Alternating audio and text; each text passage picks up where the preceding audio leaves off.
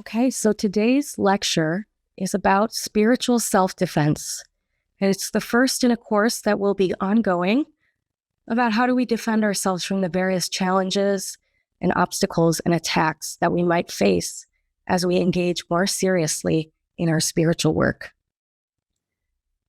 The most important question I want to begin with is, what is black magic? For many of us who are new to this path, we hear it mentioned, and it might evoke some fear or uncertainty. So I want to clarify up front a simple, basic understanding of what we mean when we talk about black magic.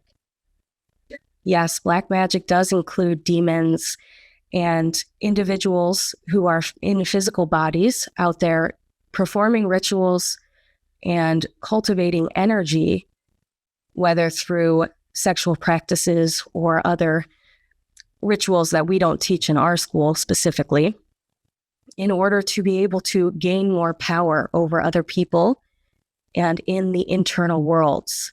However, to clarify, the power that those people are gaining is fortifying their ego, which means that they will have power in the internal dimensions of the inverted tree of life, what we call the hell realms, the infernal dimensions.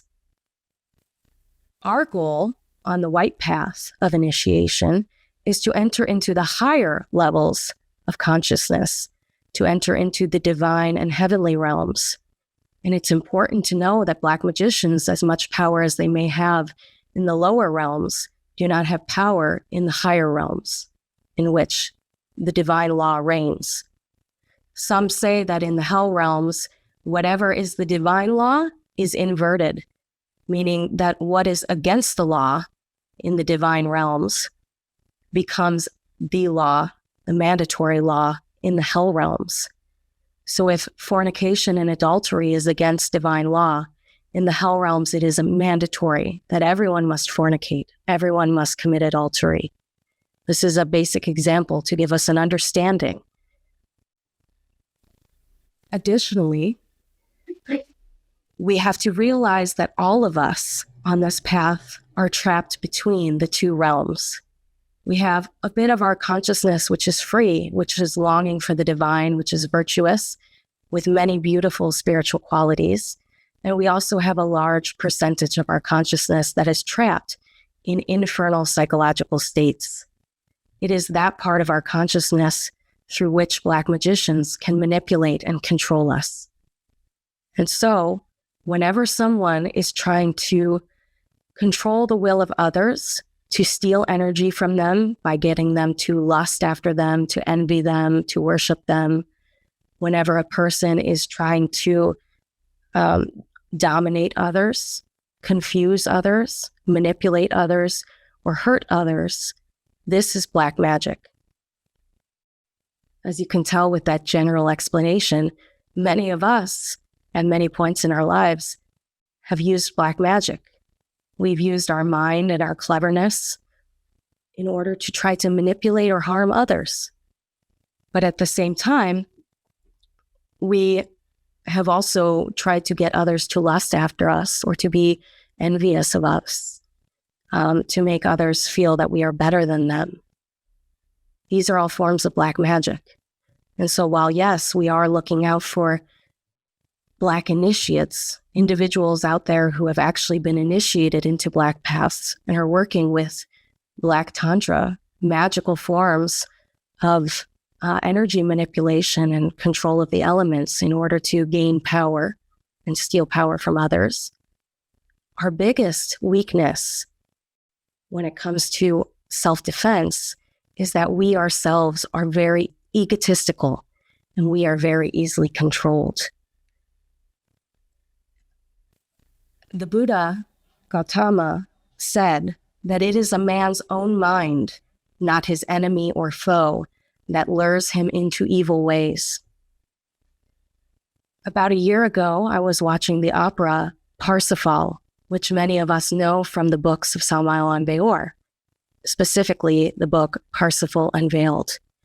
And in the particular rendition that I was watching, there was a powerful scene when Parsifal, who represents the pure but foolish young initiate on a quest to save his lord, has to enter into the kingdom of Klingzor, representing our egotistical foe. And Parsifal, once entering this kingdom, has to pass through a garden filled with beautiful and seductive women. Because of his purity of heart, he is not seduced by these women and is able to enter into the chamber in which he meets the temptress Kundry. And what happens from there, you'll have to watch the opera to learn the rest. But as I watched this scene, it struck me that Parsifal did not need any weapons to defend himself from these beautiful and seductive women, because he in his mind was strong. If we have a fantasy in our own mind of an attractive man or woman, and then that person comes into our physical life and begins to try to seduce us, manipulate us, get our energy, or get us to lust after them, make us fall off the path, so to speak, we are very easily manipulated and able to fall in that case. But if in our mind we've already seen the truth of this person, we have no temptation towards lust for them, and then they come and approach us with the same lustful behaviors in an attempt to seduce us, we have nothing to fear, because it will be much more difficult in that case for them to be able to control us. Our best self-defense is cultivating the purity of mind, heart, and body that makes it impossible for any black magicians to be able to manipulate us. I think that this quote from Samael Aun Weor in his book, Treatise of Revolutionary Psychology, sums this example up perfectly. He wrote, "The best weapon that a human being can use in life is a correct psychological state. One can disarm beasts and unmask traitors by means of appropriate internal states. Wrong internal states convert us into defenseless victims of human perversity. You must learn to face the most unpleasant events of practical life with an appropriate internal uprightness. You must not become identified with any event. Remember that everything passes away. You must learn to look at life like a movie. Thus, you shall receive the benefits. You must not forget that if you do not eliminate mistaken internal states from your psyche, then events of no value could bring you disgrace." We need to know that in order to defend ourselves, our best weapon is to be conscious, to be awake in every moment, to be self-observing what is happening inside of us, and to be self-remembering our inner divinity so that we behave with internal uprightness. We behave according to our own conscience. This is not worrying about the morality or what others will think of us, but knowing in our own heart if we are doing what is right in God's eyes. And this is based on our own inner relationship with our own inner divinity that we cultivate through daily meditation and prayer. If you are meditating, you will have a better sense of what is a correct psychological state, because in certain moments in one's meditation practice, one can access this. What is my psychological state when I am, for a few moments, free of ego? And then when I sink back into an egotistical state, when I become identified with some defect like pride or anger, lust or envy, what is the change that I witness there? Because if I am self-observing, then I know if my consciousness is truly free and being guided by divinity, or if my consciousness is conditioned by a certain egotistical element in myself that I still need to further comprehend and eliminate. If we break down this passage, which is filled with very deep wisdom, we see that it is possible for us to disarm beasts and unmask traitors by means of appropriate internal states. This means that if we are awakened, if we are self-observing, have our consciousness active and free of ego, we can see exactly how another person might be trying to manipulate or harm us. And rather than reacting with anger or with fear towards this person, we can become conscious internally of what is the correct response in order to protect ourselves, to guard ourselves in this situation. When we have wrong internal states, we become defenseless victims of human perversity. If we have truly meditated in this tradition for quite some time, we are aware of the depths of perversity within our own mind, how often we wish to harm or control or dominate other people. And so we must have compassion for the human perversity that exists in others and be aware of it. The best way to protect ourselves is not to let our own lust or anger or pride seduce us into wrong behaviors. As I mentioned in the example before, if we see an attractive man or woman and we are cultivating a fantasy, a lustful fantasy of the day that they will come and talk to us or ask us out, and we are really putting a lot of energy, conscious energy, into that fantasy, it is our own mind which has already set the trap for us. And when that person shows up in our physical life and begins to talk to us, it does not take much effort on their part in order to have a profound level of control over us. Many times in our lives, perhaps we've had our heart broken or we felt betrayed, and the other person may not even have willingly done so to us, but it was our own mental state which set us up for that scenario. We have to recognize that as a consequence of karma, we have many ties to other people, and each of these will play themselves out.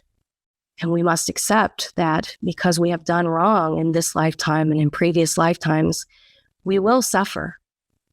But if we suffer consciously, and if we take those situations of pain and we transform them into an opportunity to learn about our own inner defects, to cleanse ourselves internally, to respond with more love and strength of heart towards the difficulties of life and towards our problems with other people, we will truly become an initiate, a warrior on this path, which is what we need. It's a very difficult work. It's a work of a lifetime, and not something easily achieved and not easy to follow through with. That's why these temptations come along, in order for us to go to battle, to prove whether we are going to be defined for the will of God or whether we are going to fall fulminated at the feet of our own inner egos and defects. Temptations are a chance for us to purify ourselves. However, most of the time we become identified with an event. We look at other people, at our life situation, as very real and as something that demands for us to react to it with a lot of self-esteem. When other people come along and insult us, or when life is not going the way that we had desired, we get identified. We have a lot of pride that comes out and says, I don't deserve this. These people shouldn't be talking about me like that. They're so much worse. Or this situation shouldn't be happening to me. I'm great and I've done all this hard work, etc., etc. This is becoming identified with an event. And we will suffer much more through that identification.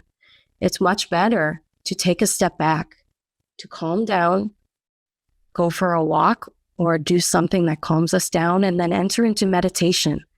Separate from our identification with the event and reflect on it serenely, allowing God to show us not what's wrong with the other person or what's wrong with the situation or how can I change other people and situations to make them more the way that I want them to be, but rather, what is it in me that is incorrectly responding to this circumstance? And by understanding ourselves, which is truly the only thing that we can change, we will be able to find more peace. We will be able to radically change inside. And as we change inside, we know that the outside world will begin to reflect more and more our inner level of being. This is a process of alchemy, of transmutation, radical transformation of oneself from darkness, unconsciousness, and egotism into light, selflessness, and consciousness, unity with divinity. That's what we are doing. We're taking a heavy base metal like lead and transforming it into the purified gold of the spirit. And this is a long work. Events of no value, such as an argument with someone, which in the moment feels very serious and very real and causes a lot of anger in us, can bring us a lot of disgrace if we respond with that anger. However, if we transform that state, we feel peace with the situation, we accept it, we express kindness or compassion for the other person involved, then that event passes away. Everything passes away, is what Samael Aun Weor is writing here. If we keep that in mind, no matter how much we burn in the moment, we can find a rope to hold on to, a continuity of consciousness so that we do not lose our integrity over an event of no value.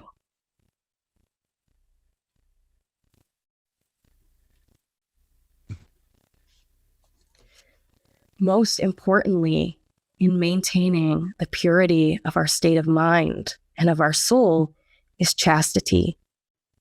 For anyone who's been in this doctrine for some time, you know that we speak repeatedly about chastity as the renunciation of orgasm and the practice of sexual magic with one's spouse, or the practice of pranayama to transmute one's sexual energy in a pure way for single people. Chastity is our covenant with God. And when we break that covenant, we lose the divine protection which that covenant grants us. It's a very serious covenant to make. And I recommend that when you make that choice to commit to chastity as part of your spiritual practice, as part of your life, that you don't go back on it, that you fight with all of your being to preserve that chastity.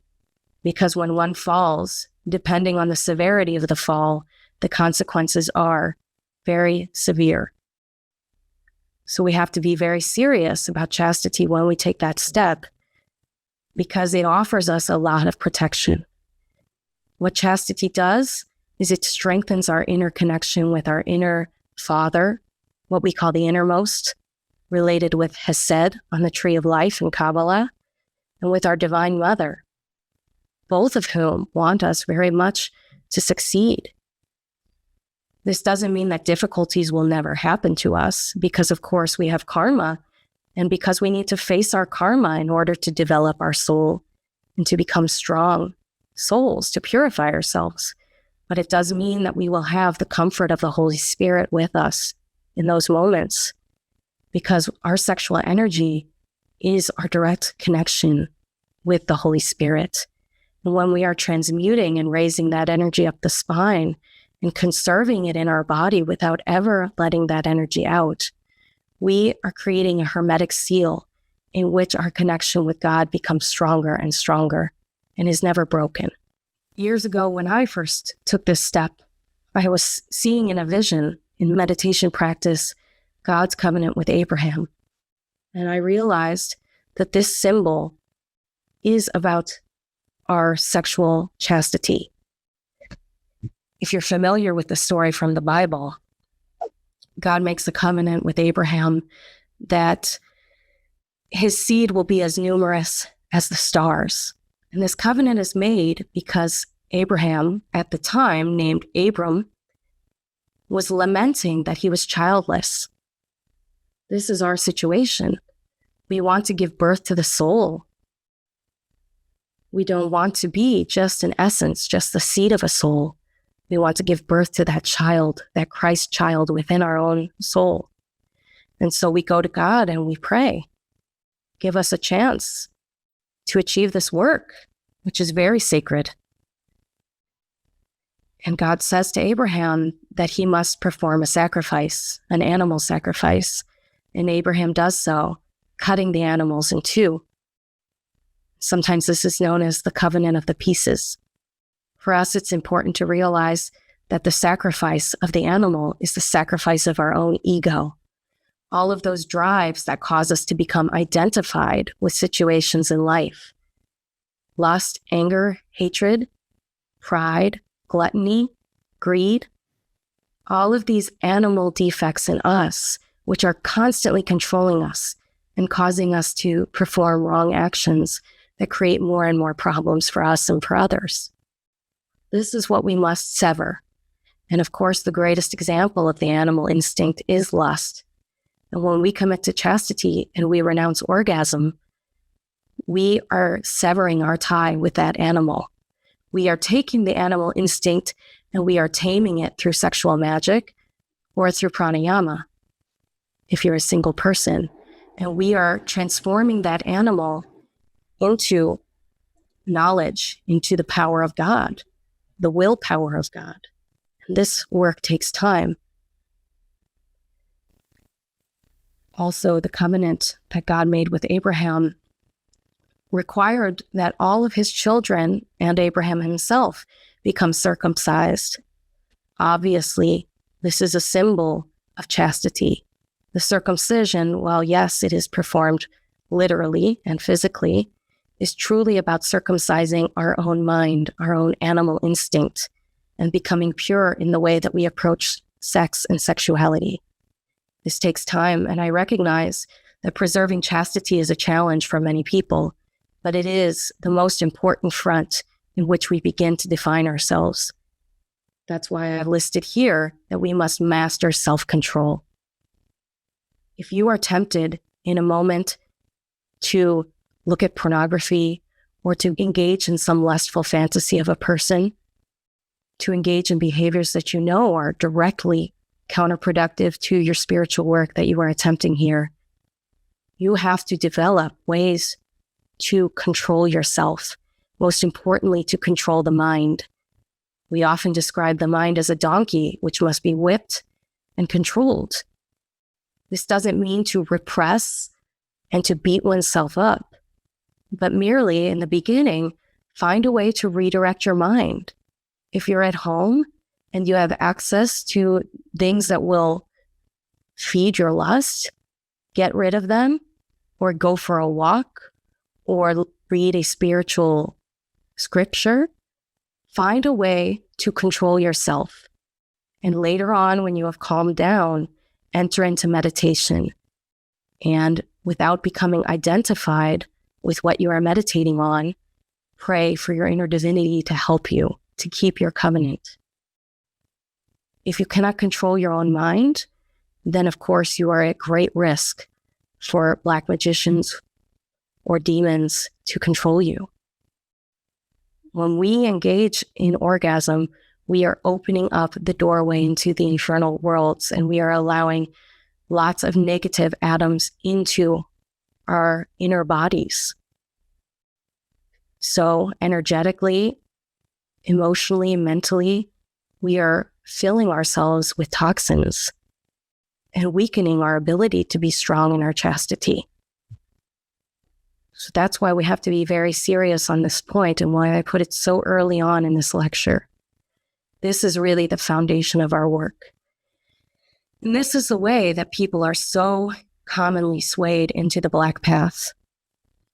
In many of the schools of black magic, they preach virtue and godliness and purity and many of the same things that we teach in this school. But the defining difference between a white path and a black path is the orgasm.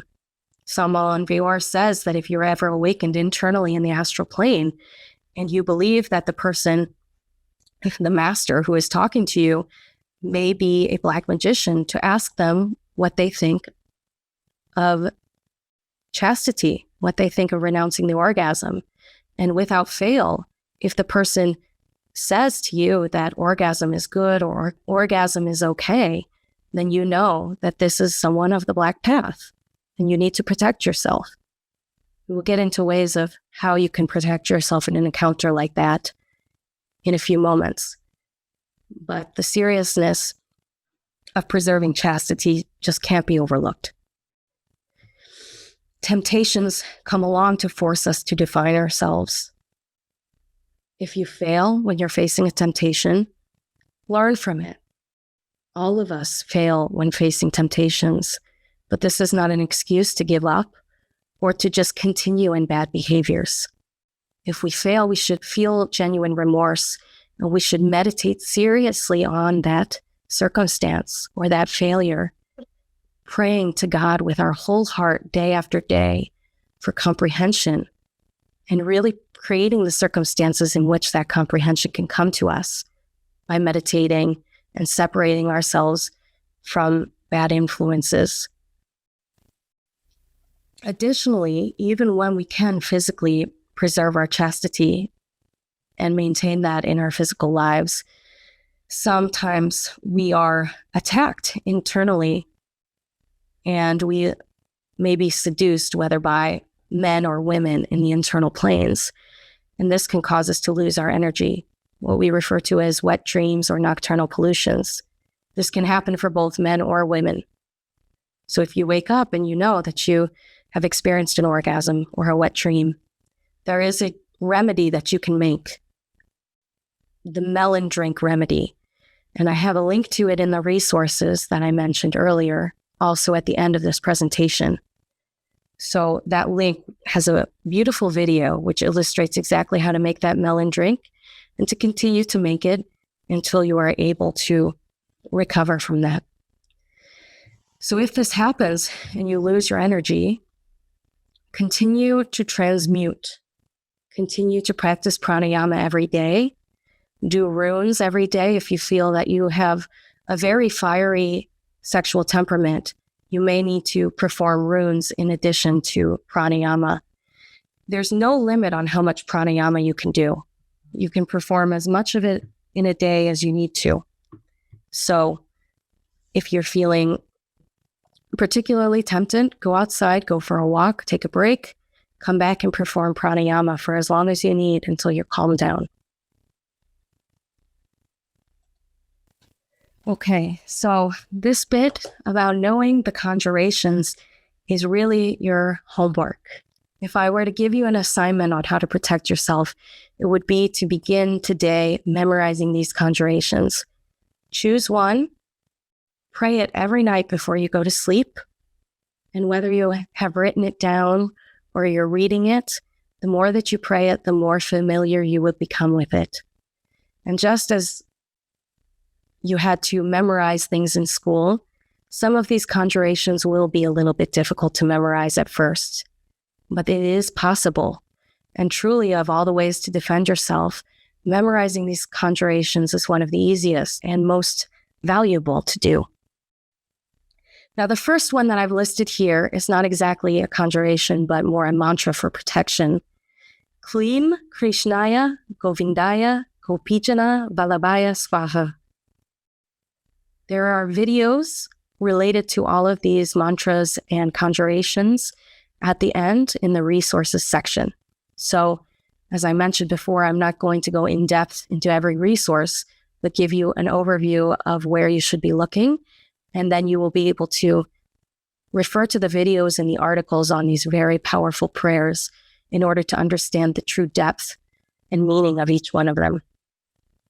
Now, Klim Krishnaya Govindaya Gopijana Vallabhaya Swaha will project a pentagram, a flaming star in the astral plane.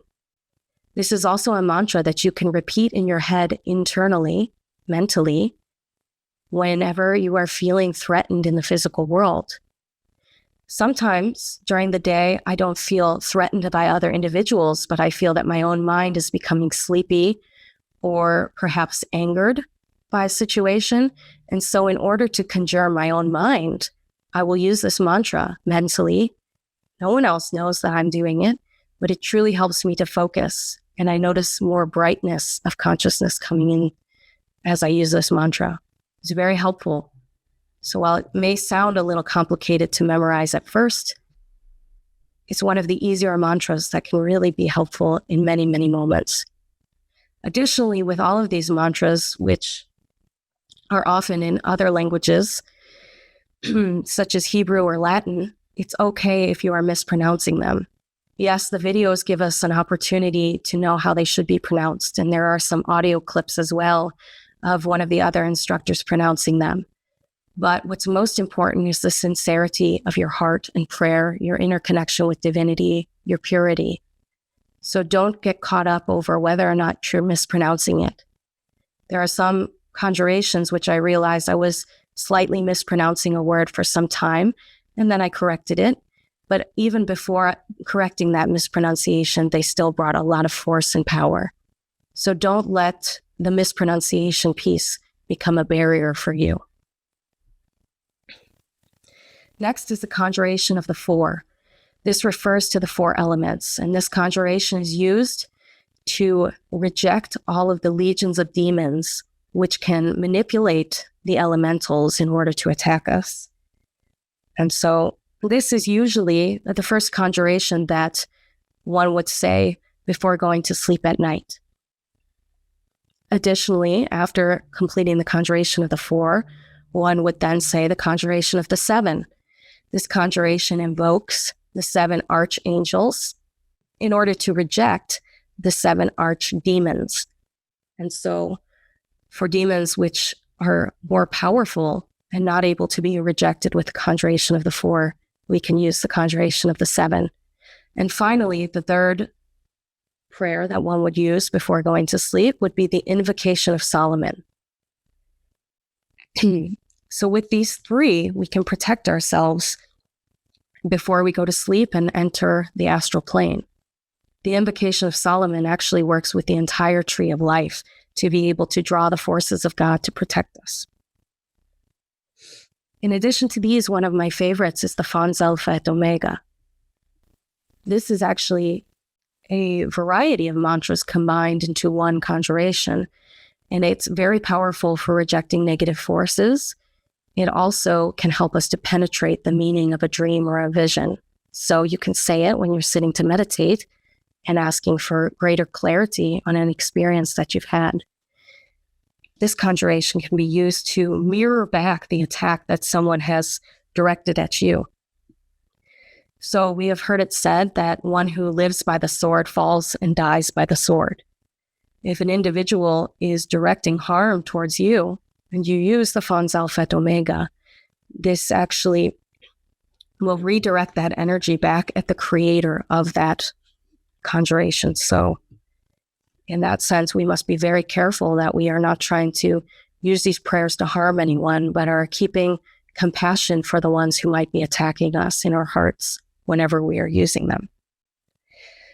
Finally, there's a song that we can use before bed, which many like, which can invoke the angel Arok. So Belelin is a song which we must sing as we are falling asleep, and the angel Arok will come to protect us and be with us. All of these prayers that I mentioned on this slide are in a Gnostic prayer book, which is sold on the Gnostic store on gnosticteachings.org.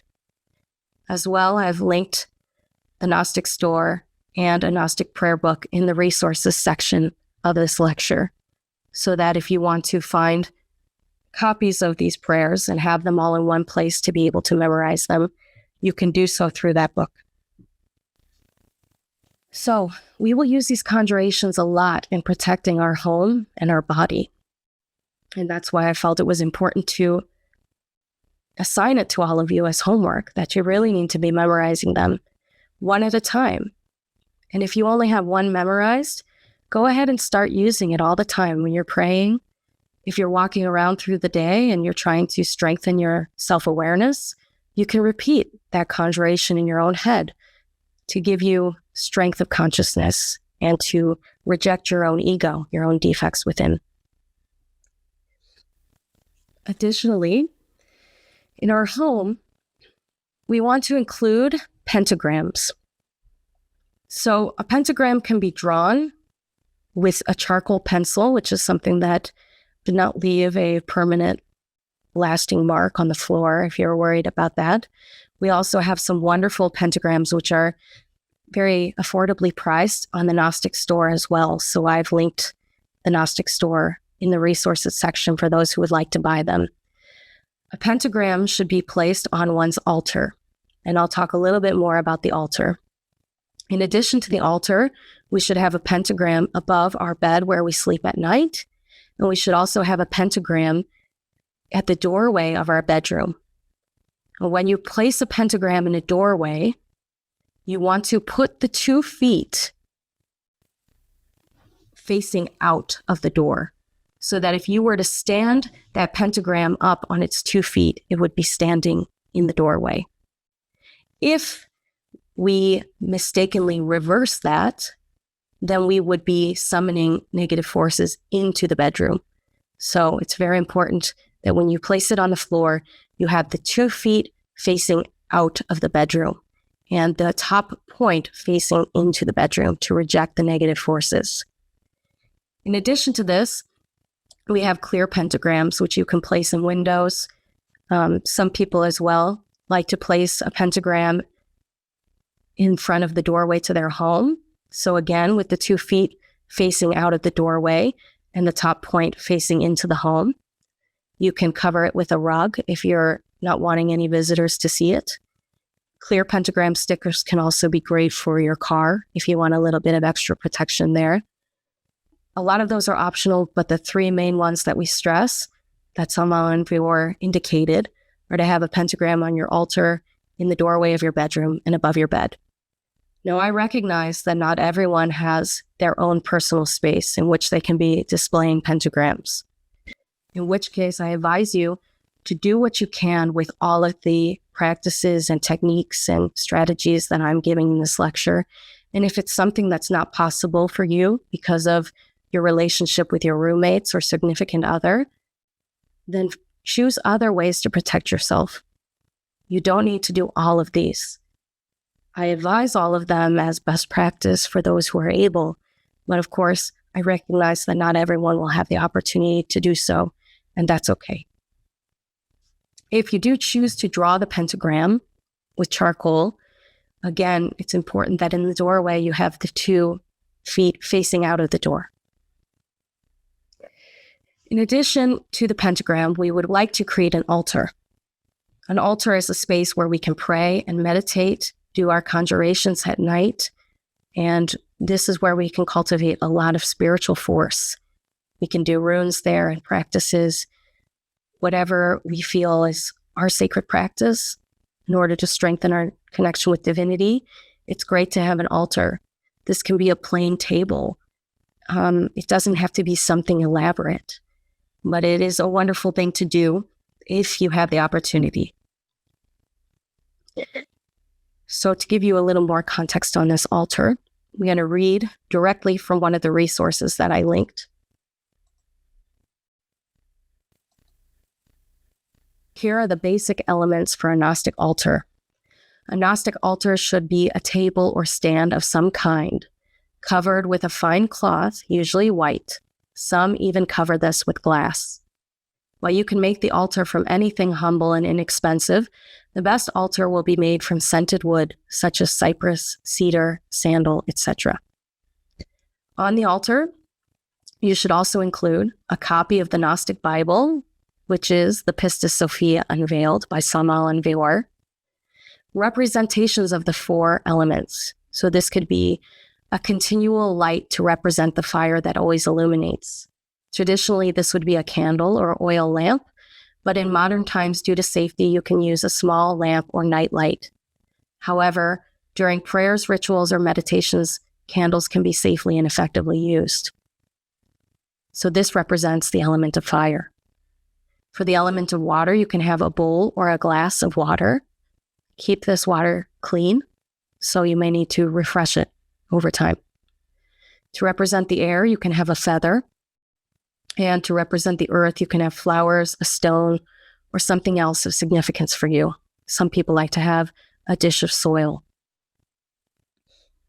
In addition, on one's altar, we would include a pentagram, as was already mentioned, and we would use perfumes, incenses, or scented oils. I highly recommend that you use incense regularly. This draws a lot of positive forces into your home, and it rejects negative forces. So While we can, of course, use incense if you are worried about the scent or you have a partner who does not enjoy the smell of incense, you can use essential oils. You can find a diffuser in which you can mix a few drops of essential oil with water and diffuse that scent through the home. Or you can, of course, put the essential oil directly on your skin in a small amount. With essential oils, we recommend therapeutic grade. A lot of essential oils that are cheaper on the market have been diluted and are not pure quality. So therapeutic grade is really the best that you can get when it comes to essential oils. In addition, when we're trying to cultivate a spiritual atmosphere in our home, we want to have images, sacred images, like images of the Buddha, Christ, or any type of religious or spiritual master that really inspires you. This can be really powerful. And these, of course, can go on one's altar. You can put other sacred scriptures like the Quran, the Bible, the sutras. You can put sacred symbols like the cross or the menorah. And sometimes people like to include a symbolic blade, sword, or knife to represent the psychological work to cut through the illusions of our own ego. In addition, Samael Aun Weor wrote this about the home of Gnostic initiates. The home of Gnostic initiates must be full of beauty. The flowers that perfume the air with their aroma, beautiful sculptures, perfect order, and cleanliness make of each home a true Gnostic sanctuary. This is from The Perfect Matrimony. And in the Yellow Book, he again emphasized that flowers, perfumes, symbolic pictures, and beautiful music contribute to creating an environment filled with wisdom and love. When we talk about beautiful music, we're talking primarily about classical music that elevates the soul, not popular music of nowadays. In addition, to be able to protect one's home, there is a prayer that one can do with the aloe plant. Again, this prayer is written down in the Gnostic prayer book. I believe it's also in Igneous Rose. So the prayer to the elemental fairy of the aloe vera plant is beneficial in order to protect against negative forces. Every Gnostic home should have an aloe plant.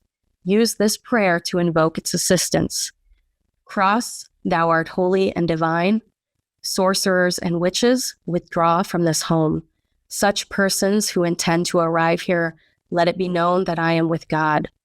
Sovereign God, set me free from treason and from ruination.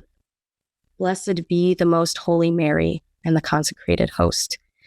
After you say the prayer, bless the aloe plant with the sign of the cross.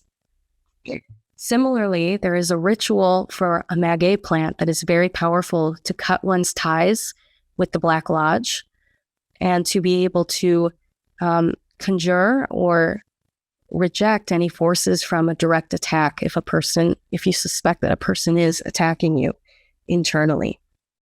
And that prayer can be found in the book, The Divine Science, if you're interested in learning about that. Mustard seeds can be used to protect us from psychic attacks. So you can purchase online small, tiny jars with a cork to put in the top. And then mustard seeds are available, again, from the Gnostic store. You fill 4 little jars with mustard seeds and you place them in the 4 corners of your home where they'll be able to create a sort of force field in order to protect you from psychic attacks. This can be helpful if you feel that when you're sitting down to practice or as you're falling asleep, you're being attacked psychically. And finally, the circle of protection is very powerful for protecting one's home and can be done every night before going to bed. If you're living in a home with other people, you can also perform the circle of protection directly around the room in which you sleep. If you get up in the middle of the night and you leave the circle, for example, to use the restroom, then come back in and draw the circle again before you go back to sleep. So the circle of protection can be drawn by circling the room 3 times with a sword, which again is an item that some keep on their altar, a sword or a blade, or with the sword of one's own imagination. So when I do this mantra, I will chant the mantra Helion, Melion, Tetragrammaton, 3 times as I'm imagining the fiery light circling around my room. And this mantra, along with that entire practice, can also be found in a Gnostic prayer book, which is linked at the end.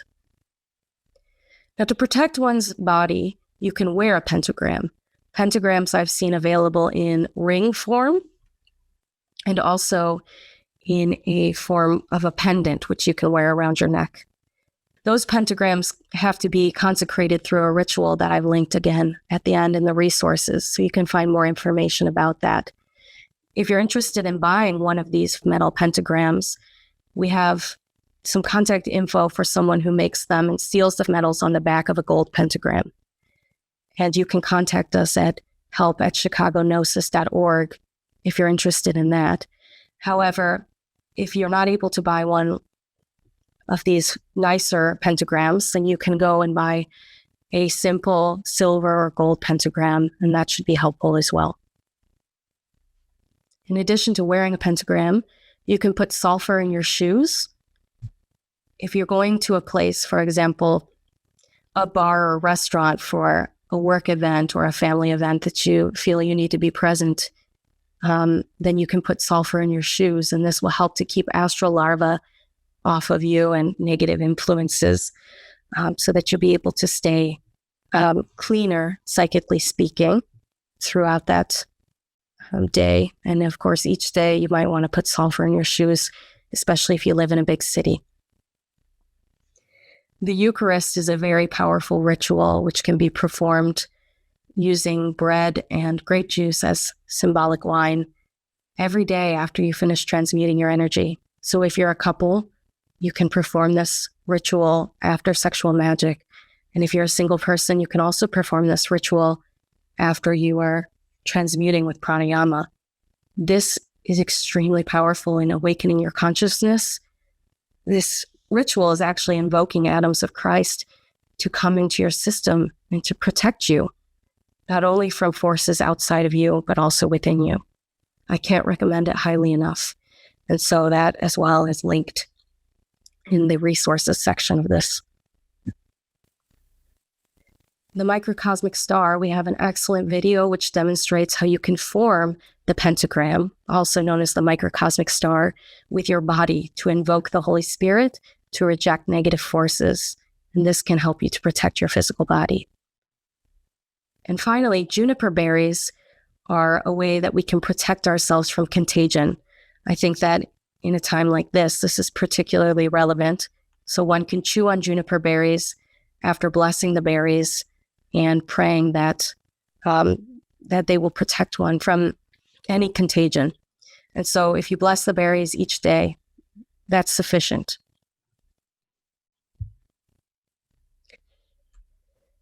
Okay. Another great way to purify your home and your body is with a spiritual cleanse.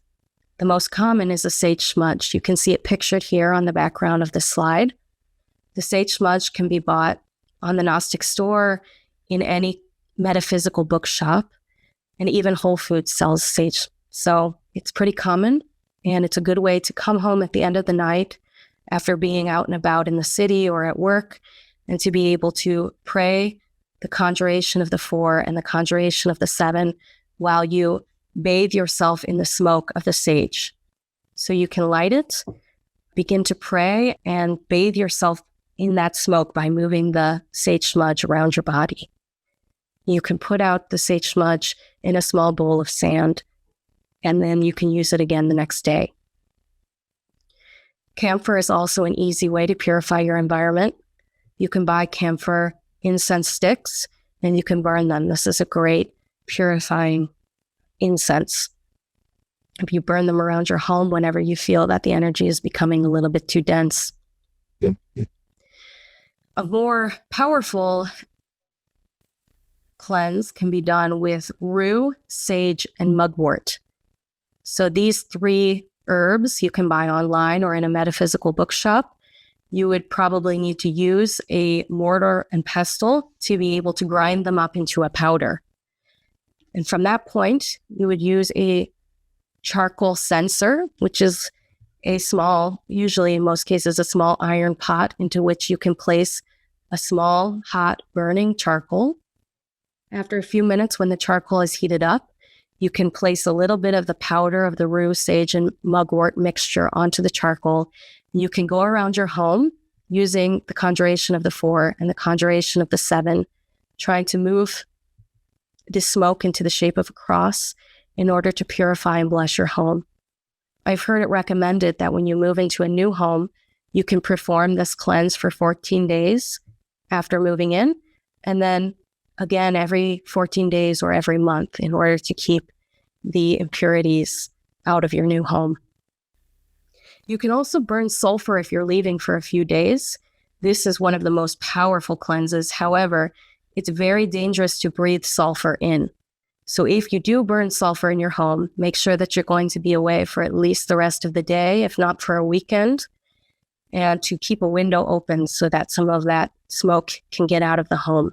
If you breathe sulfur in directly, it is toxic and can harm your lungs. So be very careful with that. If you'd like to use sulfur in another way, you can take a little bit of sulfur powder, mix it into your warm bath, and bathe your body into that sulfur bath and be able to purify your body in that way. Additionally, there is an egg cleanse. What you can do is you can begin with 1 egg, and you can use 2 or 3 if you feel that you have a lot of impurities to remove. You want to rub the egg around your body in circular motion. All the parts of your body, your head, your arms, your legs, etc. And as you are using this egg, you are praying to your elemental advocate to work with the element of the egg in order to suck all of the toxins and impurities out of your internal bodies, your astral body, your mental body, your vital body. And then that egg, which is very gelatinous, will actually suck up the toxins from those inner bodies. And you should throw the egg onto a fire to destroy those toxins and expel them. Some Gnostics like to say that the louder that your egg explodes, the more toxins that you had within you. So that can be an interesting twist on that cleanse as well. So as you might have noticed with many of these cleanses, you are going to be using the conjuration of the 4 and the conjuration of the 7. If you don't have those memorized, you can try to use another conjuration as well.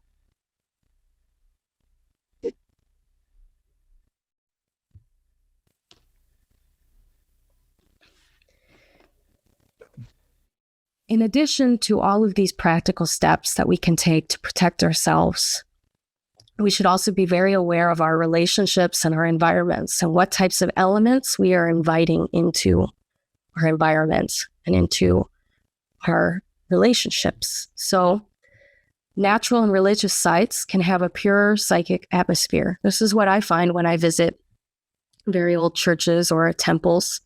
For those who are at the retreat in the Buddhist temple, I'm sure you're aware of the very elevated conscious atmosphere of that place. Nature as well. Some say that God's temple is nature.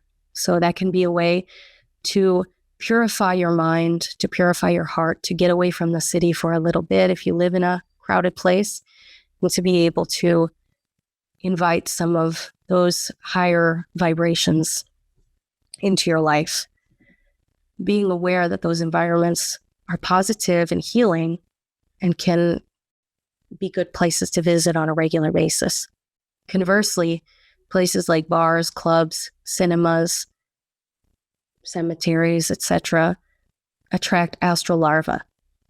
So astral larvae, we say, are like little bugs that will latch onto you and suck away your energy. They're attracted to a lot of Gnostic students because we are conserving so much energy through our transmutation practice. You can say that on the astral plane, we are glowing like candles with the amount of energy that we're conserving. And that's why the more serious you are in your chastity and in your practice, you may attract certain attacks. If you go to places like this, because you're unable to avoid them for some reason or other, put sulfur in your shoes and cleanse yourself with sage or another form of a cleanse as soon as you get home, if possible.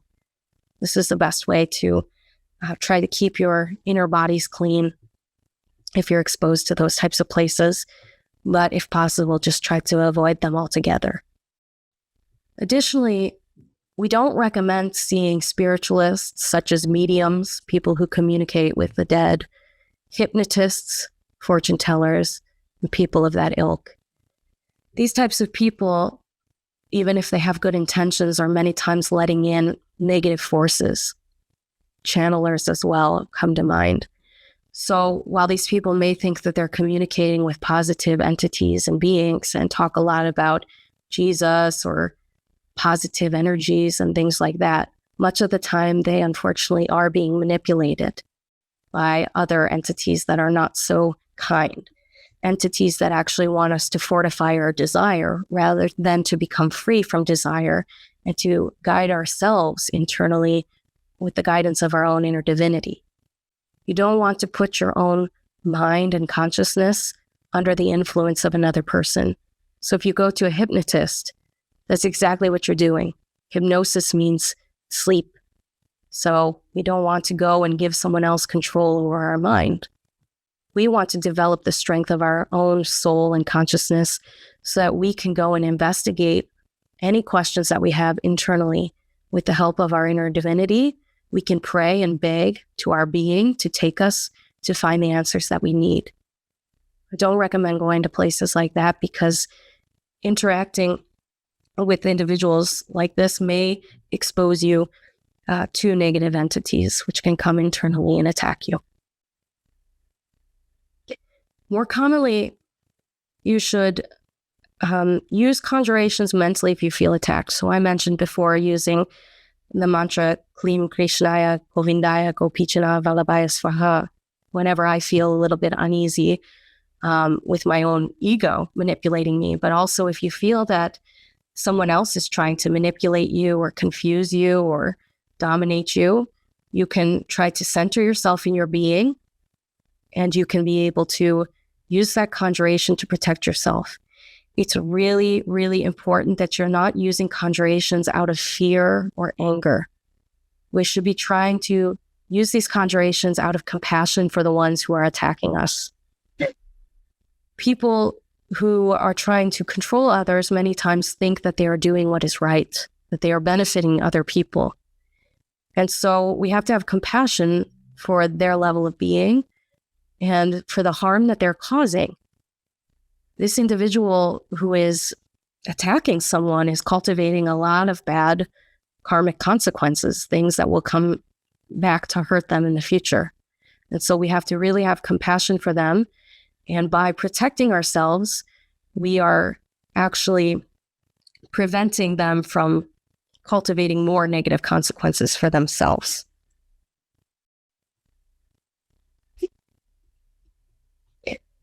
In addition, we should try to develop relationships with morally sound people. So these don't have to be necessarily spiritual people. I know many people often complain that they don't have enough spiritual friends who are into this. What's really important is that you have people in your life who are living with integrity, who are honest, hardworking, exemplify virtues that you can learn from. This is excellent. Sometimes people involved in spiritual movements can be some of the least virtuous people. So don't depend strictly on someone's point of view on spirituality to determine whether or not they're going to be a good influence on you. The best way to find out if someone is a good influence in your life is to meditate on the experiences that you have with them and to see if there's someone who is really helping you to cultivate your own character and your own integrity, or there's someone that is constantly dragging you into problems and negative states of being. There's a careful distinction there. If somebody makes you angry, that doesn't necessarily mean they're a bad person. It could mean that you just need to see your anger and that person's really helping you to see your anger. This could be a good thing. So meditation will reveal the truth. But especially, I cannot stress enough that your intimate relationships with people, your romantic relationships, should be with people that you consider morally sound, ethical people, people who are living an ethical lifestyle. The choice to have a sexual relationship with someone, which is considered by the law and by nature as a marriage, whether or not we call it a marriage, is a powerful connection to that person, which will have ramifications for future lifetimes. So the quality of the person that you have a relationship with is really essential to determining the future lifetimes that you will have. So if you're serious about overcoming suffering and elevating your level of being and your consciousness, you may have to make some hard choices about who you choose not to have in your life. Sometimes this means that you have to love people from a distance. We may have friends who we care for, but who we know are not particularly good influences on us. So if we have friends who are perhaps always inviting us to bars and clubs, we could invite them to do something like go for a hike in nature or do something that is less negative. Or we may just have to distance ourselves from them. This doesn't mean to lose compassion towards them, but rather just to create an environment that is more conducive for our spiritual work. Obviously, this is a very personal decision, and none of us can tell you how to cultivate your own relationships. This should be something that you are continually reflecting upon, meditating on, and asking for guidance from your inner divinity. Because it can be very difficult to lose relationships, but in the long run, if we have relationships that are really draining us energetically and bringing us into bad behaviors, and we really don't want to live that way anymore, by changing our own level of being, by changing our behaviors, we can attract relationships that will guide us into the direction that we have consciously chosen to go. So just be conscious of your environments that you're traveling into and be conscious of your relationships that you have with other people. It's important when you're thinking about protecting yourself. Finally, circling back to that original quote, our greatest enemy, our greatest danger to ourselves is our own mind, is our own ego. We need to create a lifestyle of spiritual protection. The conjurations, the incenses, and the mantras, these are great tools for us to use. But what's most important in determining the circumstances of our lives is our karma. Karma is cause and effect. Whatever we do today, we will reap tomorrow. If you are practicing black magic, if you are going around trying to manipulate and confuse other people, trying to exert your own will on other people to get them to behave how you want them to, trying to dominate others to gain their respect or force others to think the way that you think, even if it is about gnosis or about spiritual topics and you think that you are benefiting the other person, this is harmful. This is black magic. We must respect the free will of all people. If we are abusing others, this is the number one sign that we ourselves will attract that type of manipulation from other nefarious entities. So be careful about the way that you're living your life. Are you living ethically with remembrance of divinity? At the end of your day, ask yourself that question. How did I live today? Did I remember my Divine Mother? Did I remember my being? Did I live in a way with consciousness of what I was doing? Am I learning from my mistakes? Am I truly seeking to be virtuous and to sacrifice for others? This is the best protection we can ever have. When someone is angry at you, when they are insulting you, and when you take in those impressions and you transform those impressions into understanding of the pain and suffering of the other person, and you respond with sweetness, with kindness, and with love, you have protected yourself from that anger. And who knows, you may have radically transformed that situation into a very positive relationship with the other person. So the best tool that we have is to be conscious, to be aware, to transform our situations. How do you respond to life's events? If life's events come at you and you have a lot of negativity about them, you have a lot of negativity about other people, meditate on that. of course, we all need to start where we're at. And it's not good to just repress your negativity and pretend to be kind to everyone. You should act kindly to everyone. And then if you are feeling like being unkind, meditate on what is causing that. Is it anger? Is it jealousy? Is it lust?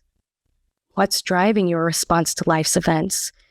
You should be less concerned and identified with what is going on outside of us and more concerned with what is happening inside of our psychological world. How are you feeling, thinking, and behaving toward other people?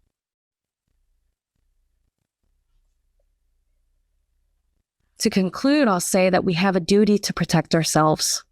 If we're really working on this path, it's because we believe that there is a way to really serve God and help humanity in the process. And so when other entities try to seduce us, to manipulate us, to attack us, we have a right to protect ourselves, and we have a duty to protect ourselves because the work that we're doing at this time is very important. Many, many people are suffering, and the work that we are doing to become better human beings, to connect with divinity, to follow the will of God, the guidance that we're receiving internally is very important because, as we see every day on the news, this planet is going through an intensifying period of suffering. So the more that we are doing to preserve our covenant with God and to work with the three factors, to strengthen our consciousness, to live ethically, to follow the guidance of our own inner divinity, the better it will be for us, for everyone around us, and for humanity as a whole. So take spiritual protection seriously and do what you can. But most importantly, know that by purifying your own mind through daily meditation and following God's guidance and comprehension, that is the best protection that you can have. At this point, I will open it up for questions. Thank you for the lesson. My question is, with the sulfur, when you take a bath or when you put it in your shoes, can you use it in your shoes every day? Yes. So what I usually do is I put the sulfur directly in my shoe, and then I put a sock on. However, my husband puts it directly into the sock. I will say, though, if you wash your laundry, try to wash the sulfury socks separate so that all your clothes don't end up smelling like sulfur. Then how much? I just use a pinch in my socks. When you take a sulfur bath, you can use, again, just a pinch. If you feel like you're quite dirty, then you might want to add a little bit more, but it doesn't take a lot. Can you use that with your hands? You can just pinch it with your hands? Yes. Yeah. So to touch it with your skin is fine. You just don't want to burn it and breathe the smoke in. That's when it's toxic. That's a great question. Okay. Cool. Thank you. You're welcome. Thank you for asking. Okay, so the first question is, what is your advice or experience with salons, such as massages or waxing salons? Personally, I do find that it's challenging to find a place where you feel that it's a good person cutting your hair or touching your body, especially with massage. People can definitely steal energy through massage, through touching you. In general, if you feel that someone around you may be trying to steal energy from you, don't let them touch you. Especially don't let them touch your back, your spine. That can be a way that people, black magicians, can steal energy. So yes, you have to be cautious with this. I have been able to kind of feel out different places and find places where I think the individual is, at least a decent person. But if you go to a place and you feel very uncomfortable, then yes, you should probably not go back.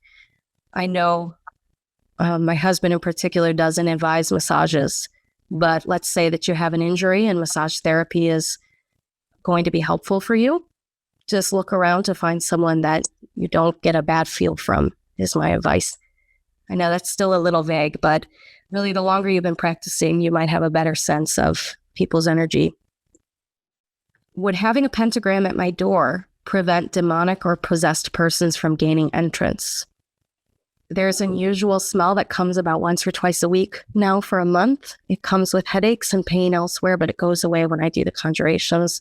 Could this be a spiritual attack? Yes, it could be a spiritual attack, especially if it's going away when you're doing conjurations. That can be a sign that there's some kind of entity or attack going on there. So again, protecting your home in the ways that we talked about can be really important if this smell, this entity is coming into your home. Physically, a person may still be able to come into your home if they're a possessed person and you have a pentagram at the door. But energetically, it's going to prevent those demonic and possessed people from gaining entrance. The sword, when you said to go in a circle, does it matter the direction of the circle? You know, in your room? Yeah. So usually I would visualize... a flaming sword? Yeah. Yes, I would visualize the circle around the floor. You would want to go clockwise. So if you're visualizing that circle being drawn around the floor of your room, then you would mentally visualize that circle being drawn clockwise, or you would spin clockwise around the room. So turning towards your right around the room in that way. Oh, if you were using your imagination, do you point if you don't have a sword, or just your imagination is fine, just envisioning a flame? Is that what you do? You When can you go around? You can point. In fact, if you'd like to use the pentagram with your hand, what you can do is you raise your hand, you raise your thumb, index, and middle finger up, representing the 3 upward points of the star, and you would put your ring finger and your pinky finger facing downwards. And using this pentagram, you can reach out and draw the circle as you would with a sword or a blade. However, if you're in a position where you can't physically draw that because maybe other people are in the room, then absolutely you can imagine a point of light with your imagination moving around the room and creating a flaming circle or a circle of light, circle of protection around the room. You don't need to physically point in that case. Thank you so much. You're welcome. Okay, let's see. I've got a few more here in the chat. For egg cleanses, does it matter the source of the egg? For example, a native egg or a GMO egg? I'd say with most things, we try to go with a more natural or organic egg. But in this case, whatever egg you're able to get a hold of should be okay.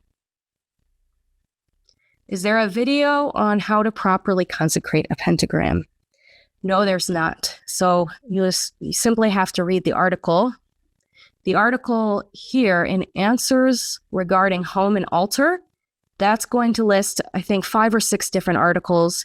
For example, one about the Eucharist. One of them will be about pentagrams and how to consecrate a pentagram. We've also had that question on the forum. And so you can log into the forum and read about that question as well. And, if there's a certain point about that you're not sure, then you can also log onto the forum and check. If I'm being attacked and I ask an elemental if it is in alignment with divine will to heal the attacker, is that considered black magic? No. We can do healing rituals. As long as we have a center of compassion, then any conjuration, in a sense, is a healing ritual. If we're conjuring someone who is attacking us, and we are really trying to reject the negative forces in them, we're really conjuring their ego, not their soul, so to speak. So we're really trying to help them. But this, again, shouldn't be done in a way that has a lot of hate. I do not feel I have any enemies or anyone out to harm me that I'm aware of. Should I still take all of these precautions? Also related, are there groups of black magicians who are attacking the general populace? If so, how common are these groups? Okay, with the first question, I would say yes. And be conscious of if you notice a difference. If you take these precautions and you do notice that you feel a little bit more energized or more conscious of yourself, less susceptible to your own vices, then that could be a sign that there might have been some energy being drained away from you that you just weren't aware of. In addition, the cleanses are good for everyone. I would say trying to do a sage cleanse at least once a week, or some form of cleanse once a week if you can, at the least, because in our world, anywhere we go, we're probably picking up astral larvae. And so it's good to do that to protect ourselves. Are there groups of Black magicians who are attacking the general populace? Yes, in fact, a common example of Black magic is advertising, right? We're trying to get others to agree with our will. We want someone to buy our product, not because it will help them, but because we want their money. We see Black magic all the time in cinema and on television in many places when we see sexual degeneration or pornography, things like that. That's all tapping into the entire population's energy. And so I think we can see that it's pretty abundant in our society. Right now, the Black Lodge has a lot of power in the physical world. This is a need for us to suddenly be afraid and paranoid all the time, but to just be aware that the work that we do to keep ourselves pure and to not try to manipulate and control others, and also to think for ourselves, to follow our own inner conscience, our own connection to divinity, is very important, because there's not many people in the world you can trust. Even Samael Aun Weor said, "Don't follow me. I'm just a signpost." What we're trying to teach in this tradition is really to be reliant on your own inner divinity. But in order to connect with one's inner divinity, we have to strengthen that connection through the practices and the steps that we've outlined in many courses. So are we not our own best pentagram? No. So yes, the human body is the shape of the pentagram. And when we do the microcosmic star, which is linked spiritual protection with the microcosmic star right there, that video, you can see exactly how to make a pentagram with your own body. Good. So not mentioning cemeteries, this is an interesting question. So sometimes cemeteries, because of the corpses and the decaying bodies, can attract a lot of astral larvae and negative influences. Certain groups do practices of Black magic in cemeteries. They can just be not good places to hang out.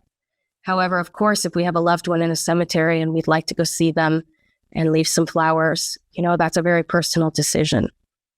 I just mean maybe not hanging around in them and using the sulfur in your shoes and purifying yourself afterwards. That can be a good practice.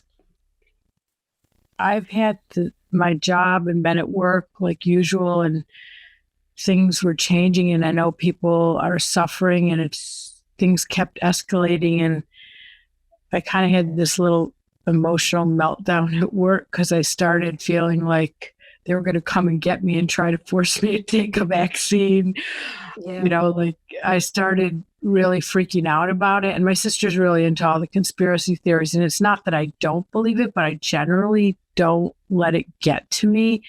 But some people were laid off. And then I was thinking, oh my God, this is really this is really serious, not that I didn't think it was serious, but I didn't so much take it's hitting close to home now. Yeah, it's hitting close to home. Yes, that's true. And that's the one thing that kind of sends me over the edge. And I'm just wondering, out of all the things that you mentioned, when you start spiraling out of control, nothing does it for me better than the thought of can you imagine having a world where your body, which is your vehicle to go back to divinity, is ruined because they're forcing you to take things that are toxic, that have mercury in them or aluminum, that can ruin your neurological functions. Yeah. And Samael Aun Weor said that certain vaccines destroy the internal bodies. So this is a popular question. We've been getting this on the forum lately. Oh, really? Yeah. Our best advice on the vaccines question is sometimes you have to accept a lesser evil over a greater evil. Ideally, none of us would want to take the vaccines that have been contaminated, But in many cases, it would be impossible for you to get a job, or, if there's a public health requirement for us to protect the community, we have to accept vaccines. So regardless of our personal beliefs, we have to make a difficult choice there. Are we going to be able to support our livelihood? Depending on your profession, are you able to avoid vaccines because your profession allows that, or not? Because sometimes through our jobs, we do a lot of good for humanity, and it would be worse for us to kind of selfishly avoid the vaccine and then lose our opportunity to serve. You know what I mean? But that doesn't mean that if we do choose to avoid vaccines, that there aren't other ways that we can serve. It's a very personal choice, but that's our best advice we've given so far. To me, this is like a frontal black magic attack if I've ever seen one. It's a good point that you're bringing up here, because I think as we see more and more of this, we see that sentiment going around in society. Many people are confused. What am I supposed to believe? And especially with politics and things like that. This goes back to the earlier question about, are there groups of Black magicians really out there trying to attack the populace? So we can see that many of the structures in our society are centered around money, power, sex, all of these ways that people are continually manipulated. And in response to your question, I don't think that any situation or any crisis on this planet is unaffected by ego. The egos of people in power, the egos of people oppressed, the egos of everyone caught in the middle. So we have to be really conscious of ourselves, because while we go out there and we try to do the right thing, if we become consumed with negativity about what the people in power are doing or all of these other horrible things that are going on, we become unable to help anyone. I myself am a pretty sensitive person, and there are many times when I weep at the state of humanity and how much pain and suffering is going on. And all of that we know has its root in ego. And until we can address the root of ego within ourselves, we will not be able to overcome ego as it manifests in our societies and in our civilization. So first, we have to conquer ourselves. And that can be very difficult. Sometimes it's easier to point the finger and to get upset with the way that others are behaving. But it's most important and most useful to start changing ourselves. And then we will cultivate more power and more consciousness to be able to make a change in society. And so I am by no means trying to blame anyone for getting upset with the way that things are on this planet. It is the worst on this planet that it has ever been. Even in past root races, like in Atlantis and Lemuria, it was never as bad as it is now. We have become extremely materialistic, turned against the true divinity, so that even many religious institutions merely use divinity as a pawn for power. And they'll be able to really take Christ and betray Christ in that way. More than ever, it's important that we find a way to protect ourselves from our own negativity, from the negativity of the world, and each day be conscious of what good we can do, what good we can bring to others. With any type of controversy where we feel divided, who draws the line and who's right? God is right, and God draws the line, and many times nature draws the line. So for us, like I said, it's most important that we focus on understanding in us what is causing our reaction to those situations. But it's best not to seek a physical person to tell you what is wrong and what is right. When it comes to making your everyday decisions, yes, we try to make our best educated guess, but in terms of misinformation in the world, no matter which side of that debate that you fall on, there's a lot of misinformation. And even with the best intentions and the greatest intellectual knowledge, many people can really do a lot of harm because they're rooted in a very materialistic view of the world and the way that things work. Science, unfortunately, has become dogmatic and quite separated from the spiritual aspect. And when we look just at the materialistic effects, the physical effects of certain things, we sometimes do not become aware of the internal, energetic, emotional, mental, and spiritual effects of those processes. And so I advise you, whenever you have to make a personal decision based on a controversy, rather than watching hours of YouTube videos or reading lots of news pages or checking what your friends are writing on social media, the best thing to do is to meditate and ask your inner divinity to send you a dream or to send you a vision in meditation over the next few days to guide you on that. Yeah, my question was like the issue of like believing like that you're right, because like you answered like my question a little bit earlier, but like you do like all this information like going like on to searches and all those things, but then like what you really should do is like go meditate on it and go ask your inner divinity. But then like that's like extremely difficult though, because you have like all these, you know, the aggregates in it that are like, Of course. it's like, yeah, it's just like that's like you know, you're trying to kill that part of yourself. So do you have like I find it like sometimes it's easier like to write first and then like go into meditation and like try to like, you know, make it like a bit easier for myself, because then like when you do meditation, like you're kind of like just like jumping right off a cliff, I guess, so to speak. So I'm just like wondering like for my issue right now would be like the mask issue, and like so like I believe like the things like my side of view is right. So with like when you're like, is it better like to sacrifice your point of view and just go like with other people on it, or like how would you differentiate that? Oh, that's a great question. I'm so glad that you asked. And of course, it's very difficult in the beginning. So you're talking about being able to write out your ideas. And I often do that. I have a spiritual journal where I write down what I'm struggling with. And it helps me to kind of clear my mind and calm myself down and see on paper the different elements in me that are getting frustrated or upset, and then entering meditation and reflecting on that. So that's a great idea.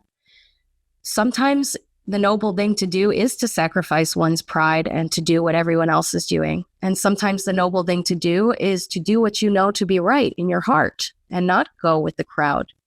So, of course, my advice to you is that only you can know what to do, and none of us can give you advice, whether about wearing a mask or any other issue. I feel that it's most important for us, the ethical integrity of our action, regardless of what we do. What's most important is the quality of our heart. If we are doing something out of fear or out of pride, thinking we're smarter than others, or out of, you know, on either side, because everybody on one side says we're smarter than the people not wearing masks, and then the people who are not wearing masks say we're smarter than the people who are wearing masks. Regardless of which side we fall on, we have to recognize what's driving us. And that's something that we really only can find in meditation. So again, neither me nor any other physical person, whether in the news or YouTube or anywhere, can tell you what is the right action for you. But I will say that sacrifice, when we talk about sacrifice in this tradition, sacrificing of one's own ego is often painful. When Abraham went to the altar to sacrifice his son, Isaac, can you imagine the tremendous psychological and emotional struggle that he was going through to do that? But he knew that that was what his inner God had commanded to him, and he knew it to be right. Now, of course, at the last moment, he was spared from making that sacrifice. But when we sacrifice our own ego, in my experience, many times leading up to that action can be very stressful and painful and hard. But after the ego has been sacrificed, feeling joy and relief and not understanding why that was so difficult. To give a basic example, let's say you're really mad at someone and you know from your meditation and in your heart that the right thing to do is to go and apologize to them for how you acted. But you're mad, and it would sacrifice your anger and your pride and what you think the other person should do for you if you went and apologized. So all the way leading up to that apology, you might really be struggling with pushing yourself, that self-control that I mentioned early on in the lecture, to do what is right, to overcome the temptation to be angry and to be cruel to this other person and to do what is right, to humble yourself and apologize. But after you've apologized and your friend smiles and hugs you and is happy, you see how that situation was really of no value, as Samael Aun Weor says in his quote. And that overcoming your anger is such a greater gift than any action could ever be. So, regardless of what physical actions we're taking, we need to be concerned with the psychological integrity. For what motive are you doing that action? I'm less concerned with what you do versus why you do it. If you are being driven by an ego, by a sense of self, which is a delusion and which is false, then that is probably a harmful action. But if you're being driven by your conscience, by your inner divinity, by doing what you know is right and beneficial for you and for others, then that's a positive action. What is astral larvae?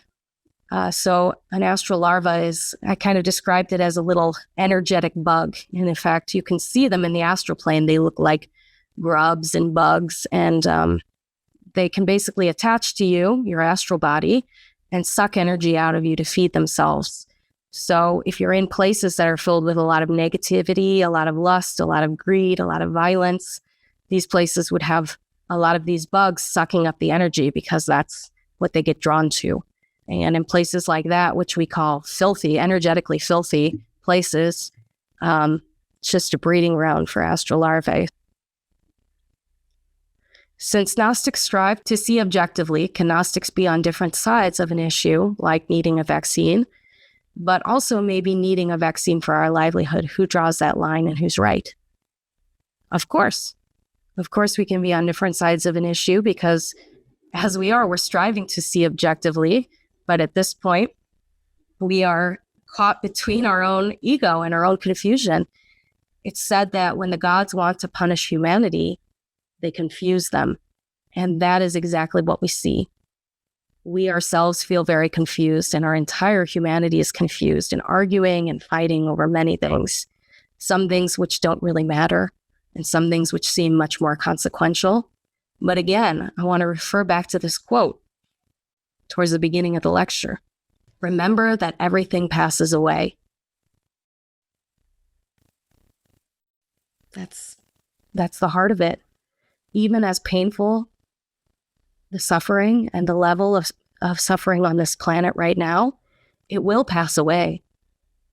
What we want to do is make sure that as we are living our lives and moving through it, we are taking this opportunity to take what's beneficial from a human existence. And that we can obtain by comprehending ourselves first.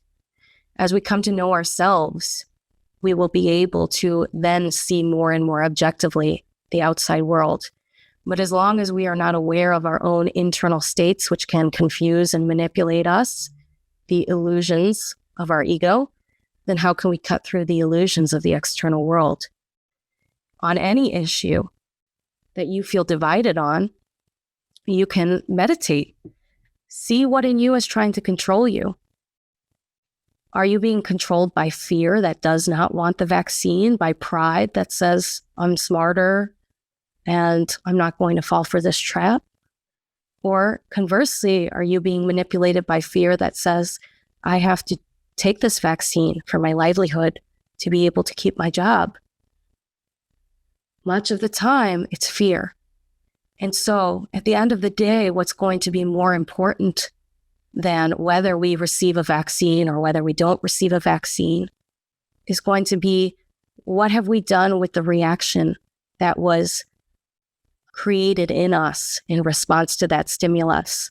So if the case is a vaccine or a certain take on what is going on with the coronavirus in our world right now, use that circumstance not to try to make judgments about what's the truth in the outside world, but use it as a circumstance to see what is the truth of myself.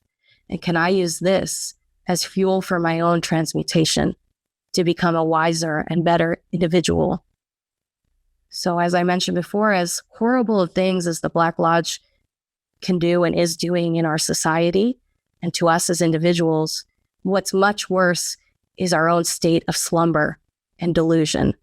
And if we don't clean up our own mind, wake ourselves up and get rid of the illusions that are keeping us hypnotized and asleep, then we are sheep on the way to the slaughter, so to speak, in terms of any attacks from the Black Lodge. Thank you for the lecture. You're welcome. I have two quick questions. The first is, while you were talking, I felt inspired and I drew 2 pentagrams for myself for the bedroom and the altar. And I was just wondering, because you specified how to have the pentagram at the bedroom door, is there a certain way to use it on the altar? It should be positioned, or to use it? Yeah, that's a great question. I can't believe I missed that. Thank you so much. Of course, when we position the pentagram above our bed or on the altar, we might pin it to the wall against or up right above the altar, for example, or prop it up on the altar. You want to make sure, again, that those 2 feet are facing down to the floor and that the top point is facing up to the ceiling. Okay? Okay. And then the other question was in the Gnostic prayer book. I sometimes look at the healing prayers and there's the exorcism of salt that is performed. Yes. And the 2 things on that. One, as you had mentioned how, like with the sword, you use your imagination, use the fiery sword in your room. Yes. I often use my imagination for the exorcism of salt. It seems like that's okay. But I was just making sure that, like, do I need to go like put salt in a tray and get the alcohol and do it physically, or can I do it in my imagination? It's best if you can do it physically. Of course, fire indoors can be challenging for some people. I myself bought a small bronze pan that was relatively inexpensive, where I can put a little bit of alcohol so that when I light the salt on fire, that it doesn't get out of control. But of course, as I mentioned before, I recognize that not all of these things are possible for everyone. And when we do it with sincerity in our heart and our imagination, that's better than not doing the ritual at all, if you understand what I mean. And then is there a certain type of alcohol? I use rubbing alcohol. Okay, cool. Thank you. Thank you. Actually reminded me of another point. If you, my first altar, I wanted to put up some pictures of sacred images, sacred masters that inspired me. And at the time, being a very poor student, I actually went to the school library where I was able to printed off those images and just taped them up to the wall. So if there are ways like that you can find a way to make your home personalized and inspiring for you and really bringing divinity's presence into your home, that can be great. It doesn't have to be going all out and spending hundreds of dollars on these different steps that are mentioned. Just do what you can and bring your own soul into it, because the soul has a beauty and an art to it that the mind could never have. Okay, so is there a link to nicer pentagram necklaces? No, unfortunately, but I will send you the email here, help@chicagognosis.org. Just email us and we will get that information to you if you're interested in the pentagram.